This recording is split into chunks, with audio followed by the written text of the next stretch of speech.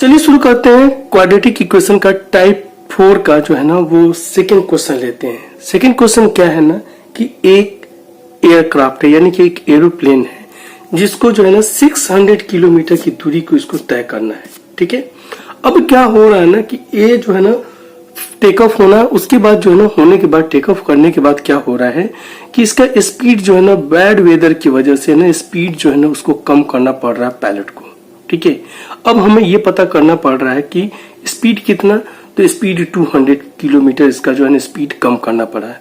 और इस वजह से क्या हो रहा है ना, फ्लाइट जो अपने डेस्टिनेशन पे जिस जगह जाना है वहां जो है ना वो लगभग आधे घंटे लेट पहुंचती है, यानी हाफ एन आवर लेट पहुंचती है।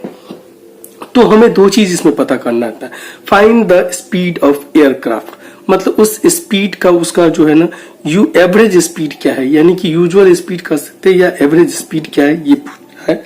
And find the duration of flight, मतलब कि इसमें कितना समय लगा उस फ्लाइट को वहां तक पहुंचने में। ठीक है, चलिए अब हम लोग पता करते हैं क्या, पहले क्वेश्चन को पढ़ते हैं। तो क्वेश्चन क्या, in a flight of 600 kilometre the speed of aircraft was slowed down due to bad weather.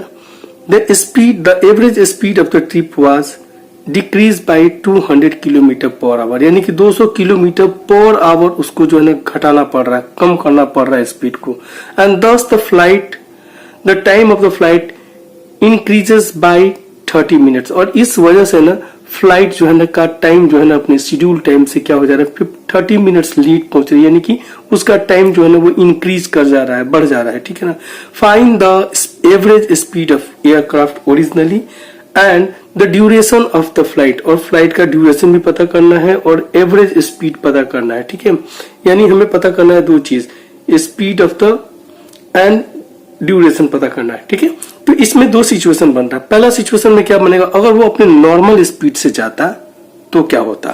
ठीक है ना, तो वो कितना टाइम लेता। ठीक है, एंड सेकेंड होता कि अगर वो अपने नॉर्मल स्पीड से नहीं, जो कि 200 किलोमीटर क्या हो रहा है कम के स्पीड से जा रहा है, तब कैसे होगा। यानी कि इन दोनों के बीच में क्या हो रहा है, पहला टाइम अगर होता है मान लेते हैं T1 जो है ना वो किस में हो रहा है, अपने नॉर्मल स्पीड से जा रहा है तो दैट इज कॉल्ड T1। और अगर निकाल लेते हैं, फिर निकालते हैं T2, यानी कि जिस नॉर्मल स्पीड के बाद जो है ना जो अपना टाइम जो अपना जो स्पीड जो चेंज कर रहा है उसके बाद जो आ रहा है उसके अंदर में जो चेंजेस आ रहा है, जो टाइम आ रहा है उसको दे देते हैं T2 निकालते हैं। और फिर क्या करते हैं ना T2 माइनस T1, ये कितने के बराबर हो जा रहा है, ये हो जा रहा है मेरा हाफ एन आवर के बराबर हो रहा है। चलिए इसको जो है ना हम लोग अच्छे से समझते हैं इस चीज को। पहला सिचुएशन में क्या है, डिस्टेंस कितना दिया है 6 किलोमीटर, यानी कि दोनों जगह पे डिस्टेंस जो है ना 6 किलोमीटर है। अब ओरिजिनल स्पीड हमें पता नहीं कि किस स्पीड से वो जा रहा है, तो चलिए इसको जो है ना लेट कर लेते हैं, कितना 6 किलोमीटर, ये जो है ना इसको x मान लेते हैं। ठीक है, x मान लेते हैं। तो अब टाइम कितने के बराबर होता है, टाइम होता है डिस्टेंस बटा स्पीड, ये फॉर्मूला होता है। इसको इस पे पुट कर देते हैं, यानी कि 600 बाई x, ये मेरा टाइम निकल गया। कौन सा, नॉर्मल सिचुएशन में ये टाइम होता है, यानी T1 जो है ना इसको मान लेते हैं क्या, T1 जो आ गया हमारा वो आ गया 600 बाई x, ये मेरा T1 हो गया।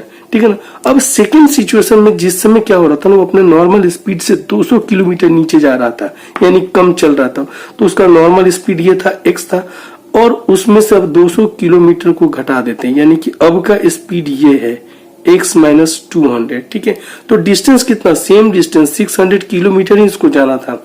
ठीक है ना, लेकिन उस समय स्पीड क्या हो गया ना, स्पीड हो गया x माइनस 200, घट गया 200 किलोमीटर जो ना पर 200 किलोमीटर की स्पीड से ना वो नीचे चला गया, अपनी स्पीड में 200 किलोमीटर कम हो जा रहा है उसका। ठीक है, तो अब T2 मेरा कितने के बराबर हो जाएगा, ये जो टाइम हो जाएगा ना इस सिचुएशन मेरा T2, इसको T2 मान लेते, कितना हो जाएगा 600, यानी कि डिस्टेंस बटा स्पीड होता है। तो डिस्टेंस मेरा कितना है 600 और स्पीड कितना है x माइनस 200, ये मेरा इस तरह से ये सेकेंड सिचुएशन हो जा रहा है। अब देखिए क्या हो रहा है ना, दोनों सिचुएशन के बीच का टाइम डिफरेंस के कितने के बराबर हो जा रहा है, आधे घंटे लेट पहुंच रही है, यानी 30 मिनट्स लेट पहुंच रही है, यानी कि 1.5 आवर लेट पहुंच रही है। तो यही टाइम डिफरेंस है, यानी कि T2 का ये वैल्यू निकल गया और T1 का ये वैल्यू हो गया। ठीक है ना। अब इन दोनों का डिफरेंस कितने के बराबर है, इन दोनों का डिफरेंस जो है ना वो आधे घंटे के बराबर है, यानी कि आधा घंटा is equal to 30 minute is equal to कितना 1/2 आवर। ठीक है, अब जो है ना हम लोग क्या करते हैं, अकॉर्डिंग टू क्वेश्चन क्या हो रहा है कि डिफरेंस कितने का आ जा रहा है, दोनों के बीच में डिफरेंस निकालते हैं। T1 T2 minus T1 is equal to 1/2, यानी इनका डिफरेंस निकालते हैं। ठीक है ना, डिफरेंस कितने का 1/2 के बराबर हो जा रहा है। लेकिन अब जो है ना यहाँ पे असली बात ये चीज एक समझने वाली चीज है कि 600 बाई x माइनस 200 पहले क्यों रखा गया है, माइनस 600 बाई x के पहले जो है ना इनमें इसको पहले क्यों रखा गया। देखिए यहाँ पे क्या हो रहा है, इन दोनों का न्यूमरेटर एक है, 600 ठीक है ना, और इनका जो है डिनोमिनेटर यहाँ जो है ना x में से अगर 2 घटा रहे हैं, 200 घटा रहे हैं और x यहाँ पे, यानी कि ये न्यूमरेटर डिनोमिनेटर जो है ना ये छोटा डिनोमिनेटर है। ठीक है ना, तो इससे जब हम इसमें भाग देंगे ना, डिवाइड करेंगे, तो क्या हो जाएगा, हमारा वैल्यू जो है ना वो ग्रेटर होगा, इससे ग्रेटर होगा, इससे ग्रेटर आएगा। ये 600 में अगर x से भाग देंगे तो नंबर बड़ा आ जाएगा, वैल्यू बड़ा होगा। अगर x माइनस 200 में 600 से अगर डिवाइड करेंगे तो वैल्यू जो है ना यहाँ बड़ा होगा और यहाँ जो है ना वो क्या हो जाएगा, यहाँ वैल्यू जो है ना वो छोटा आएगा। ठीक है, मैं फिर से बता दे रहा हूँ कि यहाँ पे 600 न्यूमरेटर, दोनों में न्यूमरेटर जो है ना वो 600 का है और यहाँ डिनोमिनेटर छोटा है, यहाँ डिनोमिनेटर कंपैरेटिवली इसके कंपैरिजन में ये डिनोमिनेटर छोटा है, माइनस 200 है x में।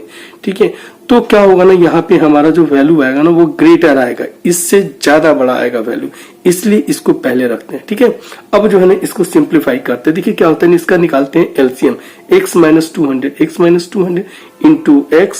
ठीक है, अब जो है ना इससे इसमें डिवाइड किए तो बचा क्या x, तो 600 में x से मल्टीप्लाई करेंगे तो 600x और ये हो गया मेरा माइनस, ये वाला माइनस यहाँ पे, फिर इससे इसमें डिवाइड कर रहे तो ये आया मेरा x माइनस 200, फिर इसको जो है ना ऊपर वाले से मल्टीप्लाई करते 600x माइनस 200 ये कर दिया, इज इक्वल टू इनके बीच में 30 मिनट्स, यानी कि ये इतना घंटे के बराबर है, इसको एक दिया 1/2। ठीक है, अब देखिए आगे क्या करते हैं, आगे करते क्या है, इसको जो है ना अब हम क्या करते हैं, इस ब्रैकेट को ओपन करते हैं तो 600 को वैसे यहाँ पे माइनस है और ब्रैकेट को ओपन करेंगे तो माइनस 600 हो जाएगा ये।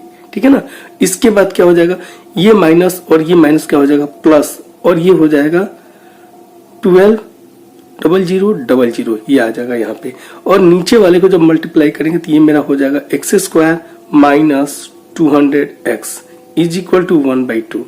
अब जो है ना इसको क्रॉस मल्टीप्लीकेशन कर देते हैं यहाँ पे, तो ये हो जाएगा मेरा x² माइनस 200x इंटू 1, ये हो गया, ये वैल्यू सेम वैल्यू आएगा, और इसको मल्टीप्लाई करेंगे तो ये हो जाएगा 24, यानी 12 को ये हो जाएगा 24 इंटू इसमें मल्टीप्लाई करेंगे तो 240000। ठीक है ना, ये आ गया यहाँ पे। अब जो है ना इसको जो है ना इस साइड में लेके आते हैं, लेफ्ट हैंड साइड में, ये जो 240000 ने इस एलिमेंट को इस साइड लेके आते हैं, यानी कि x² बिल्कुल वैसे ही उतारते चलते और इसको इस साइड बराबर की साइड लेके आते हैं, तो बराबर के बाद क्या बचता है यहाँ पे 0। ठीक है, अब जो है ना हमें क्या करना है ना, अब ये कंप्लीट एक क्वाड्रेटिक इक्वेशन का फॉर्म ले लिया, ठीक है ना। अब हमें जो है ना मिडिल टर्म को स्प्लिट करना है, मिडिल टर्म को इस तरह से स्प्लिट करना है कि इन दोनों को सॉल्व करें तो मुझे ये टर्म मिल जाए, यानी माइनस 200 मिल जाए 200x, और इन दोनों को मल्टीप्लाई करें तो ये x और ये, यानी कि x का स्क्वायर और माइनस 24, मुझे इतना आ जाना चाहिए, 24 इतना मुझे मिल जाना चाहिए। तो इन दोनों टर्म को क्या करेंगे, इस तरह से स्प्लिट करेंगे कि मुझे जो है ना वो इन दोनों को सम करने पे इन दोनों से क्या होना चाहिए, मुझे ये मिल जाना चाहिए, माइनस 200 मिल जाना चाहिए x, इसको सॉल्व करने पे, और इन दोनों को अगर मल्टीप्लाई करें तो मुझे ये मिल जाएगा। तो इसके लिए करते क्या है, यहाँ पे 600 का माइनस का 600x ले लेते हैं और प्लस का 400 ले लेते हैं, तो इसको सिंप्लीफाई करेंगे तो ये मेरा क्या हो जाएगा, माइनस का 200 आ जाएगा, और इन दोनों को मल्टीप्लाई करेंगे तो मुझे जो है ना ये टर्म मिल जाएगा। ठीक है ना, हो जाएगा माइनस के साथ इतना आ जाएगा। तो अब जो है ना इस तरह से हुआ। अब यह क्या करते हैं ना, यहाँ पे एक पेयर बनाते थे और ये एक पेयर हो गया। ठीक है, यहां से क्या लिए ना, x को कॉमा ले लेते हैं, तो ये मेरा x माइनस 600 और ये प्लस 400, x माइनस 600, यहां से क्या होगा, x माइनस 600 और x माइनस 600 इसको कॉमन निकाल लेते हैं। ठीक है, तो फिर क्या बचेगा, x और plus 400, x plus 400 is equal to 0, x plus 600 इनको अब 0 से इक्वेट कर देते हैं, x minus 600 is equal to 0, इसीलिए x इक्वल टू कितना, 600। ठीक है, सेकेंड x प्लस सेकेंड का x plus 400 is equal to 0, यानी x plus 400 is equal to 0, तो x कितने के बराबर, माइनस 400। ठीक है ना, ये मेरा दूसरा।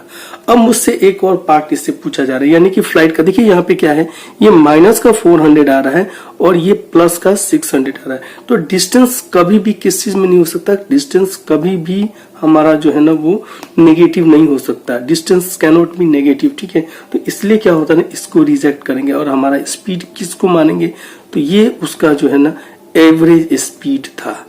ठीक है, अब देखिए ड्यूरेशन, अब मुझे पता चल गया डिस्टेंस कितना था, डिस्टेंस कितना था मुझे पता है, डिस्टेंस 600 और स्पीड कितना निकल के आ गया, स्पीड भी 600 निकल के आ गया, तो मेरा ड्यूरेशन कितने के बराबर है, यानी कि टाइम कितने का, इस फ्लाइट में जाने कितने का ड्यूरेशन था, तो ड्यूरेशन यानी कि टाइम ही हो गया, तो टाइम कितने के बराबर था, डिस्टेंस बटा स्पीड, डिस्टेंस कितना है 600 और टाइम कितना है 600, इन दोनों को काट देंगे, यानी कि कितना हो गया मेरा ये 1 आवर का, 1 आवर टोटल ड्यूरेशन लगेगा इस फ्लाइट को।